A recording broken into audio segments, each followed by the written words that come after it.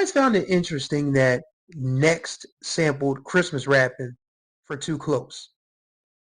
A song about a woman rubbing up against you and causing your arousal on the dance floor comes from one of the best Christmas records in black music. Very awkward.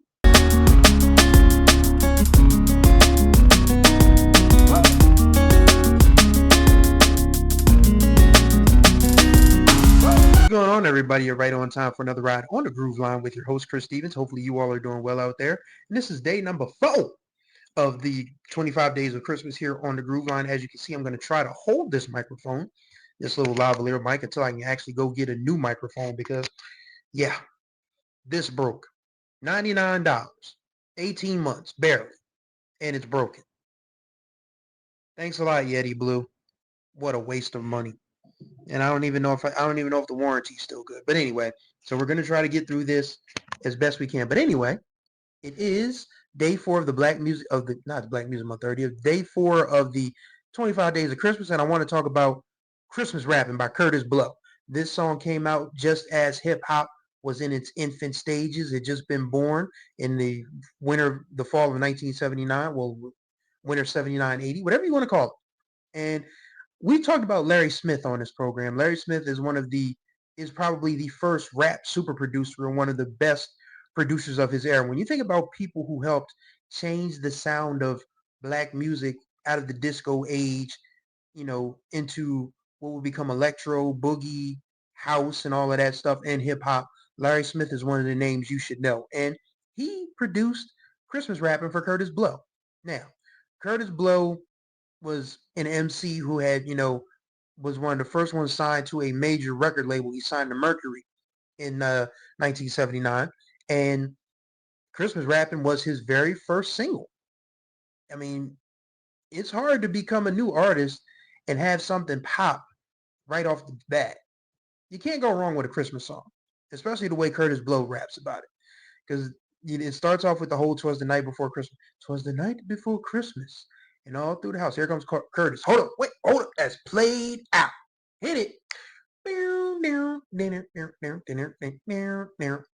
Don't you give me all that jive about things you wrote before I was alive. Because this ain't 1823, ain't even 1970. I think that's a poignant line, actually, because the 70s as they began in 1970 and as they ended in 1979 were two totally different things. Culturally, musically, society-wise, 1970 and 1979 look nothing alike. So I always found it interesting that that line kind of sneaks past people. I mean, it may not sneak past a lot of people, but it may sneak past some folks when Kurtis Blow says this ain't 1823, not even 1970. Because the way the 70s started and the way the 70s finished, two totally different things. But anyway, the song goes, he's talking about the hawk was out, snow's on the ground, folks stayed into party down.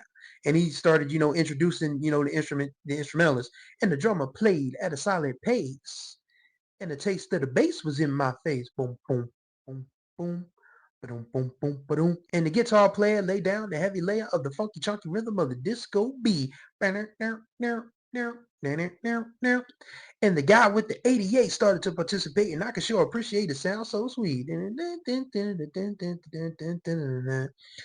I always found it interesting that Next sampled Christmas Rappin' for Too Close. A song about a woman rubbing up against you and causing your arousal on the dance floor comes from one of the best Christmas records in black music. Very awkward. Very, very awkward. I digress. But anyway, Kurtis starts to talk about, everybody's having a good time. Then he thought he heard a hoof on top of the roof. He goes up. It is Saint Nick. And, he's talking about, can you stop and drop for a party before you go? And Santa danced with the girls. He brought people Cadillacs, new stereos and everything.